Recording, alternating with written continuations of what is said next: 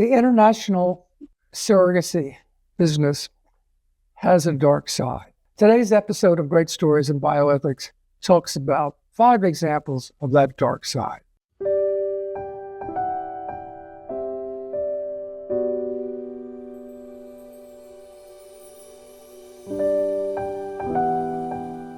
In one of the more famous cases, there was a fertility clinic in the Gujarat state of India, run by one Dr. Patel, and poor women went there and they could make $5,000 to $7,000 for carrying an embryo to term as a surrogate, and that would be equivalent to what they could make in 12 to 14 years of labor. So it was a very, very powerful incentive to be a commercial surrogate. They were kept in a kind of stockade dorm where what they ate was very carefully monitored.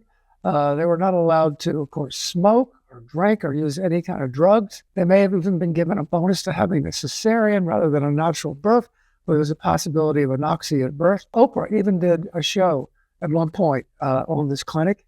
But what happened was that there was a young woman named Eshwari who unfortunately bled to death after her surrogacy. Shortly thereafter, India banned commercial surrogacy. So the second case is what happened next. Basically, commercial surrogacy moved to Cambodia, where at one point it was legal, and then there was a series of problems. So in 2016, Cambodia banned commercial surrogacy when an Australian nurse named Tammy Davis-Charles was outed as being a surrogate. Afterwards, she was sentenced to 18 months in prison. A year later, in 2018, there were 32 Cambodian surrogate mothers arrested. Under this law, they had to actually keep and raise the babies they had contracted for with foreign surrogates as their punishment. Not really a good outcome. And in 2024, there was sort of an undercover commercial surrogacy in Cambodia where 13 Filipino women were sentenced to prison for being commercial surrogates. I think they were, the Cambodian king later pardoned them, allowed them to return to the Philippines. But you basically see a pattern where surrogacy it gets banned in one country and it moves to another or goes undercover. A third example is Ukraine. When Russia invaded Ukraine, it was discovered that there were 600 Ukrainian women who were commercial surrogates, and foreign contractors freaked out that they weren't going to be able to get their baby. Some of these foreign people actually arranged for the Ukrainian women to go out of Ukraine or go to the edges of the border so they could get their babies.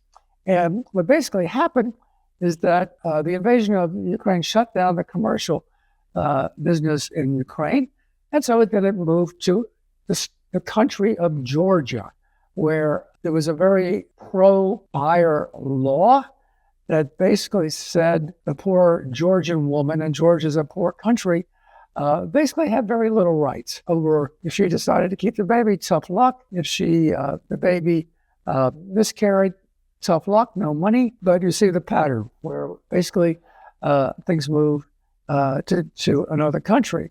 And one of the weird things that can happen is that, and there's been several cases where a baby turned out to have Down syndrome or other disability, and which country's law suddenly is going to govern what happens to that baby? Is it where the paying couple came from, where the surrogate is a citizen, where the country where she's living?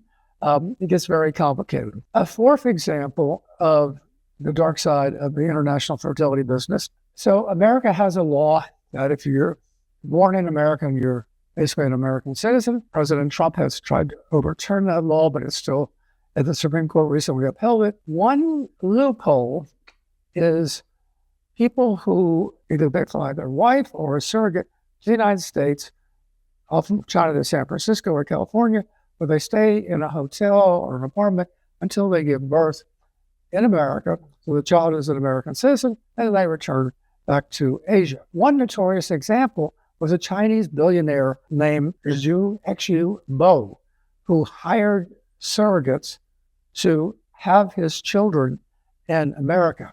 And according to the Wall Street Journal, it is estimated that he had 100 American naturalized children via surrogates in this country.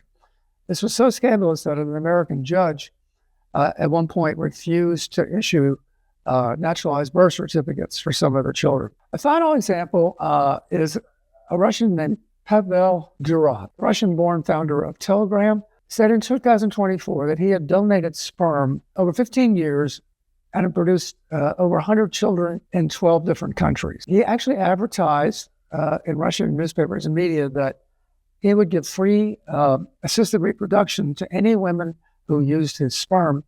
And later, when he died, any resulting children with his genes would be included in his estate and in his will. There is one catch.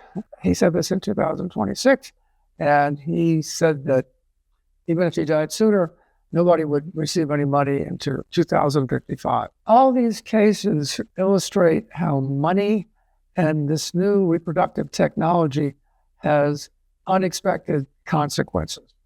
And it also explains how rich people can use the laws in different countries and go around the world to sperm and eggs to get around regulations in their home country. It opens the door to exploiting poor women, of course. And when things go wrong, like a disabled child, it's often really a mess. Not to say that all these technologies haven't helped millions of people create and wanted children. There is definitely an upside, but we also need to know the dark side. That's it for today. I hope you enjoyed this episode. If you do, share it, give me a thumbs up. See you next Tuesday.